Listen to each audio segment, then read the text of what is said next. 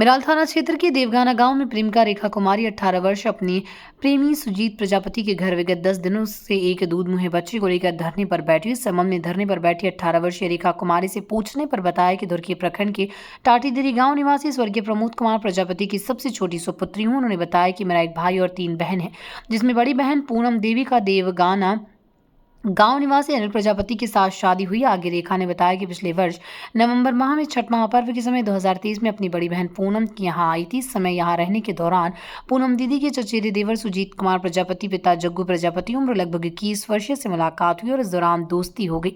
रेखा ने बताया कि हम लोगों की दोस्ती प्यार में बदल गई और कई बार हम दोनों आपस में मिले तथा फोन से भी लगातार बातचीत हो रही थी। होली में भी हम अपनी बहन के यहाँ आए थे और कई दिनों तक यहाँ रही थी। इस दौरान अपने प्रेमी सुजीत को गर्भवती होने की बात बताई तो उस पर सुजीत ने कहा कि बच्चा जब जन्म ले लेगा उसके बाद घर वाले को बताएंगे और अपने साथ तुमको रखेंगे। अगर पहले बताता हूँ तो तुम्हारे घर के अभिभावक और मेरे घर के अभिभावक मिलकर गर्भपात करा सकते हैं, इसलिए बच्चा जन्म के बाद तुम्हें घर ले आएंगे।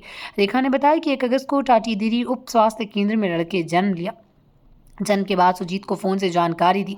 जानकारी के बाद सुजीत के घर वाले अपने गांव लाने से इनकार किए। सुजीत के इनकार करने के बाद हम गढ़वा महिला थाना में 7 सितंबर को इस मामले को लेकर आवेदन दिए। लगभग 3 माह बीत जाने के बाद न्याय नहीं मिलने पर मैं एसपी गढ़वा को भी लिखित आवेदन दी, लेकिन अभी तक कोई कार्रवाई नहीं हुई, जिसको लेकर 5 नवंबर को अपने बच्चों के साथ प्रेमी सुजीत के घर आने पर सुजीत सहित उसके माता पिता घर छोड़कर फरार हो गए।